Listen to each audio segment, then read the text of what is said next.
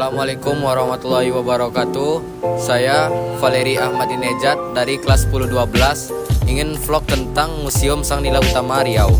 Museum ini berdiri pada tahun 1991, bertepatan di depan Rumah Sakit Awal Bros dan kantor DPRD Provinsi Riau. Jadi di sini ada batu bata terinskripsi. Batu bata berinskripsi ini ditemukan di situs Candi Muara Takus, Kabupaten Kampar, Provinsi Riau pada tahun 1996. Inskripsi pada batu bata ini menggunakan aksara Sumatera kuno dan bahasa Sanskerta. Asal mula minyak dan gas bumi.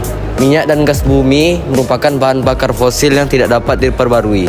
Terbentuk dari algae, plankton, dan organisme lainnya melalui proses dekomposi dan tekanan.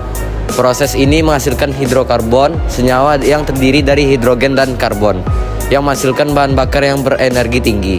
Melalui proses selama puluhan juta tahun, algae, plankton, dan organisme yang mati tertimbun di dasar sungai, danau, dan laut berbaur dengan materi lainnya, lalu mengeras menjadi lapisan-lapisan batu dalam cekungan sedimen. Di antaranya batu pasir dan batu serpih. Senyawa hidrokarbon terperangkap dalam lapisan-lapisan batu tersebut. Industri hulu dan hilir minyak dan gas bumi.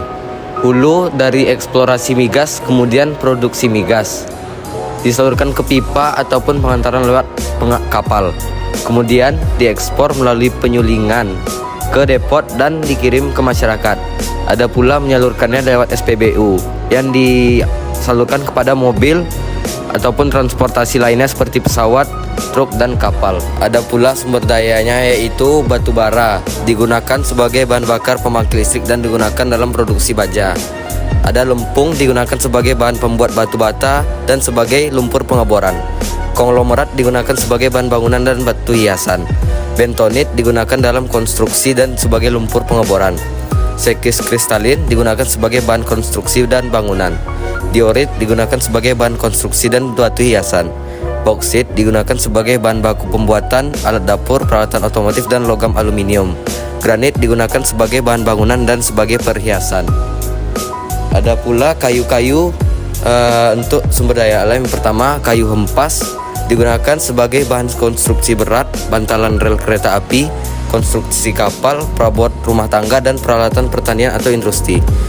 Kayu ramin digunakan sebagai bahan bangunan, kayu lapis, perabot lantai, cetakan, rangka pintu, dan jendela. Kayu mahang digunakan sebagai bahan baku konstruksi ringan, peralatan rumah tangga, dan pulp.